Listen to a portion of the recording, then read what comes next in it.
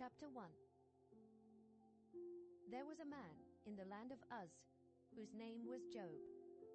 And that man was blameless and upright, and one who feared God and shunned evil.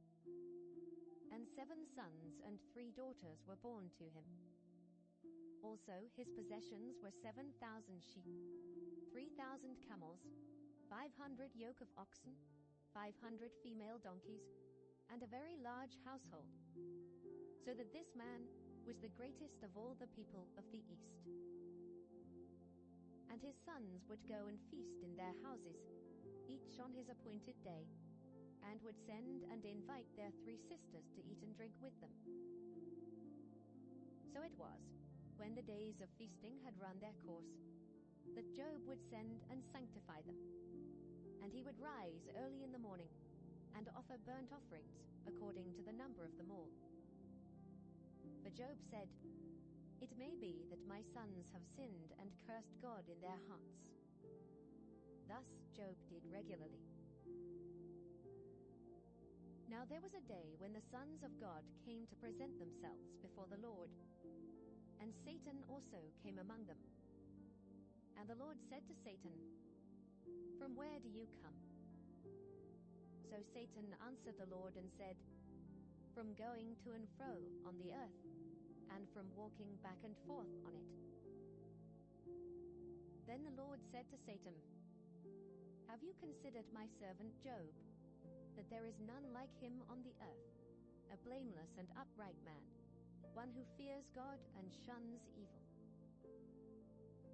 So Satan answered the Lord and said, "Does Job fear God for nothing?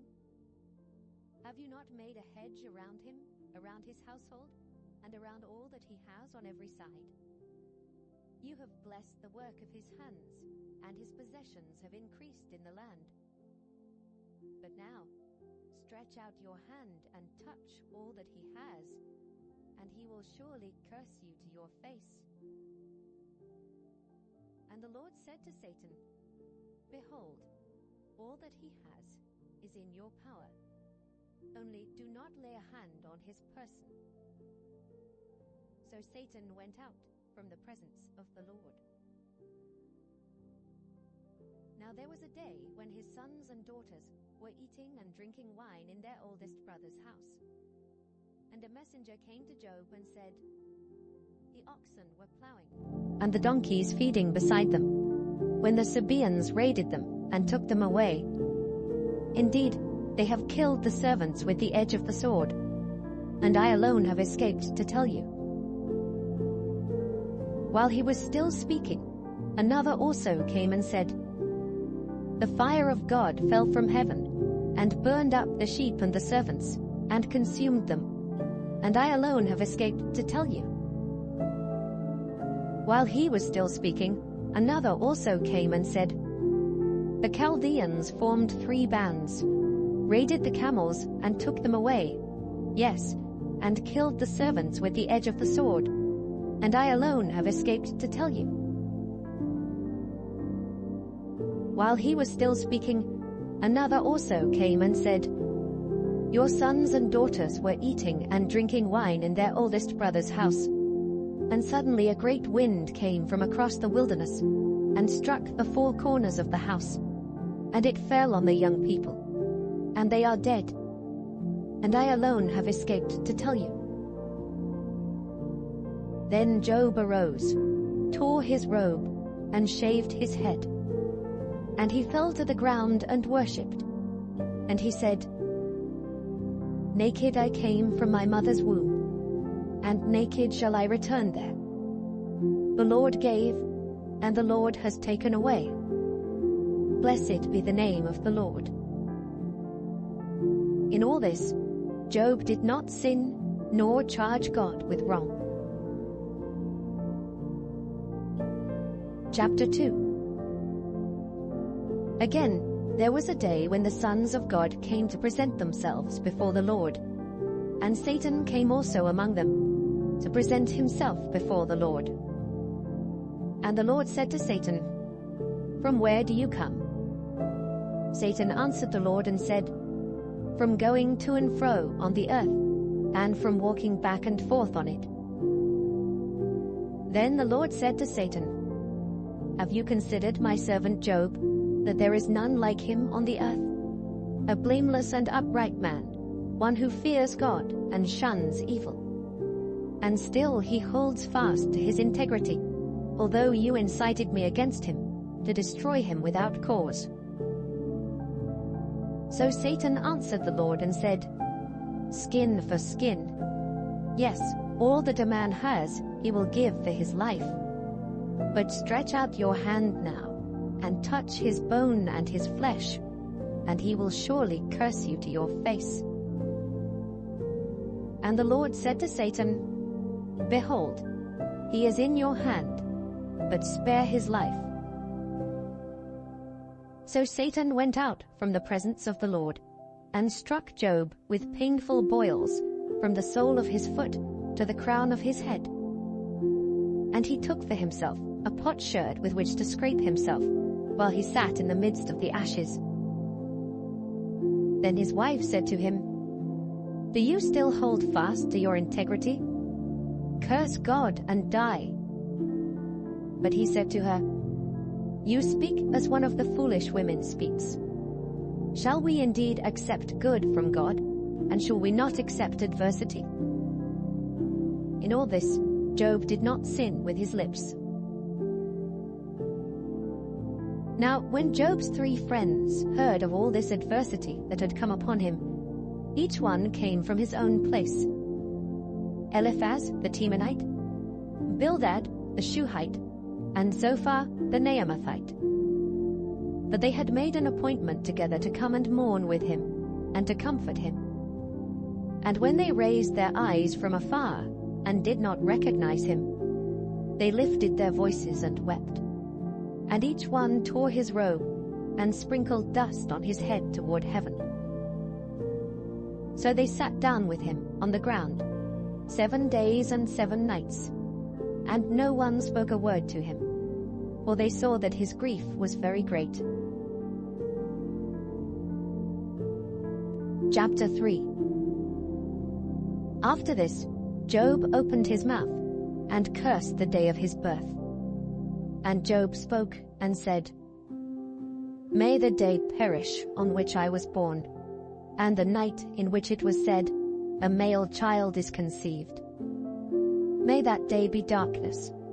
May God above not seek it, nor the light shine upon it.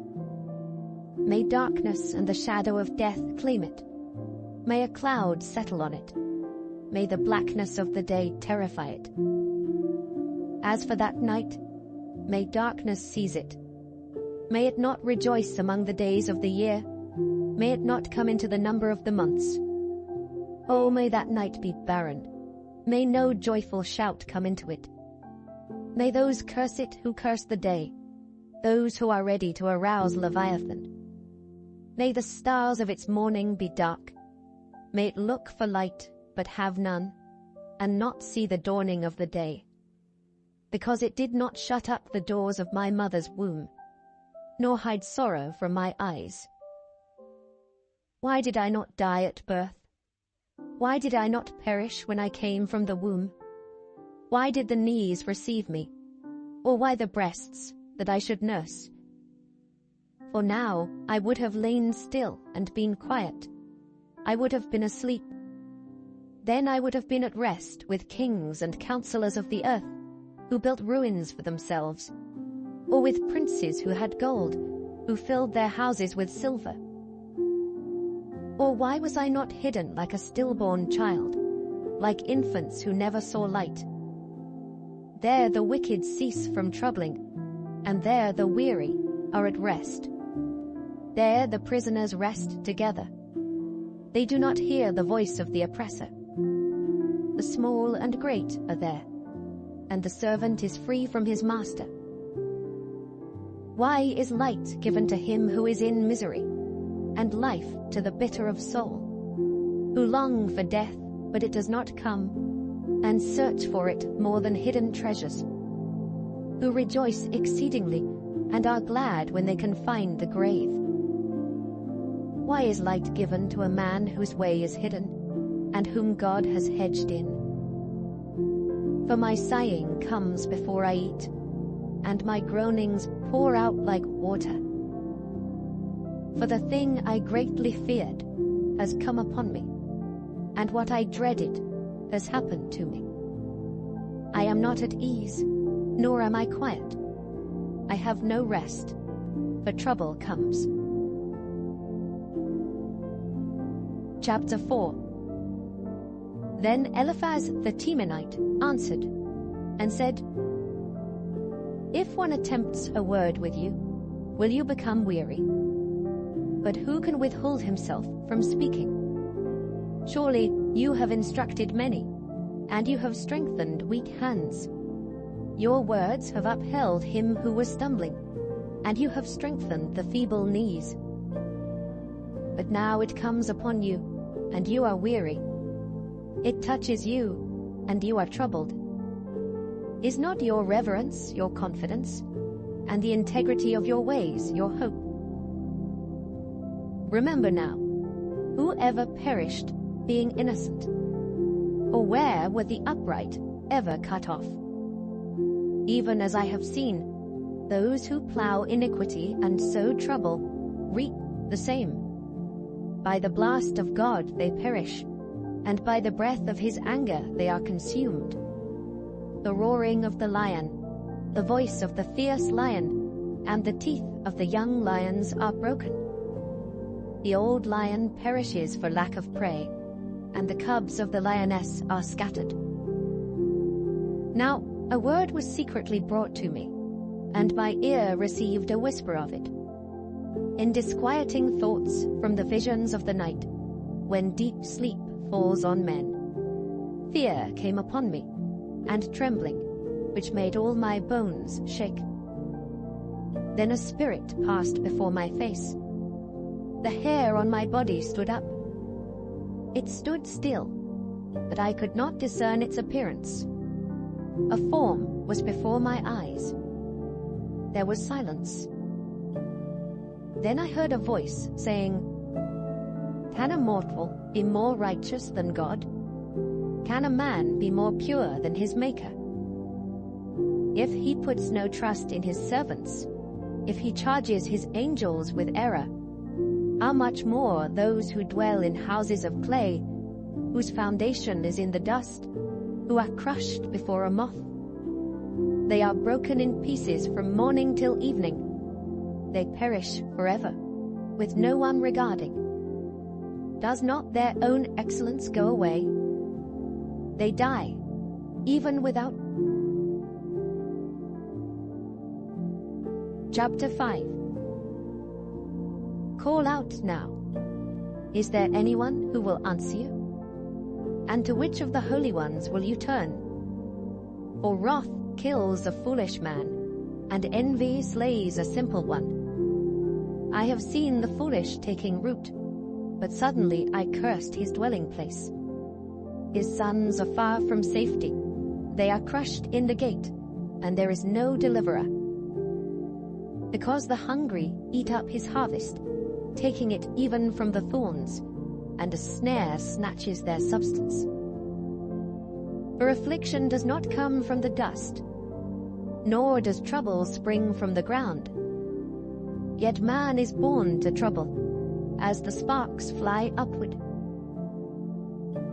But as for me, I would seek God, and to God I would commit my cause, who does great things and unsearchable, marvelous things without number. He gives rain on the earth, and sends waters on the fields.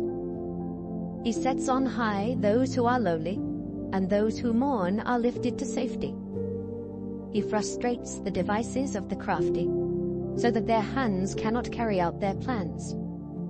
He catches the wise in their own craftiness, and the counsel of the cunning comes quickly upon them. They meet with darkness in the daytime, and grope at noontime as in the night. But he saves the needy from the sword, from the mouth of the mighty, and from their hand. So the poor have hope, and injustice shuts her mouth. Behold, Happy is the man whom God corrects. Therefore do not despise the chastening of the Almighty. For he bruises, but he binds up. He wounds, but his hands make whole. He shall deliver you in 6 troubles. Yes, in 7 no evil shall touch you. In famine he shall redeem you from death, and in war from the power of the sword. You shall be hidden from the scourge of the tongue, and you shall not be afraid of destruction when it comes. You shall laugh at destruction and famine, and you shall not be afraid of the beasts of the earth. For you shall have a covenant with the stones of the field, and the beasts of the field shall be at peace with you. You shall know that your tent is in peace. You shall visit your dwelling and find nothing amiss. You shall also know that your descendants shall be many, and your offspring like the grass of the earth. You shall come to the grave at a full age, as a sheaf of grain ripens in its season. Behold, this we have searched out. It is true. Hear it, and know for yourself. Chapter 6. Then Job answered and said, Oh, that my grief were fully weighed, and my calamity laid with it on the scales. For then it would be heavier than the sand of the sea.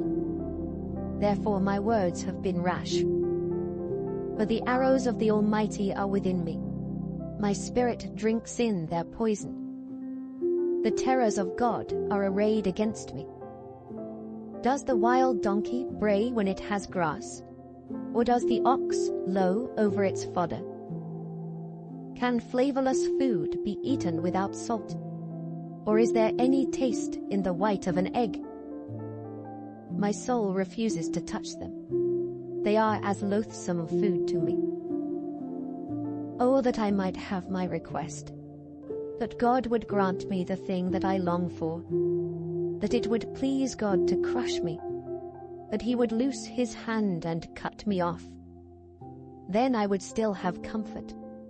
Though in anguish I would exult. He will not spare. For I have not concealed the words of the Holy One. What strength do I have that I should hope? And what is my end that I should prolong my life? Is my strength the strength of stones, or is my flesh bronze? Is my help not within me, and is success driven from me? To him who is afflicted, kindness should be shown by his friend, even though he forsakes the fear of the Almighty.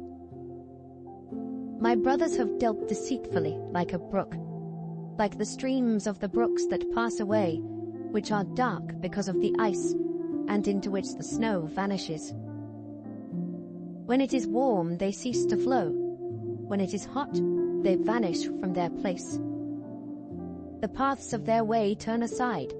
They go nowhere and perish. The caravans of Tema look. The travelers of Sheba hope for them. They are disappointed because they were confident.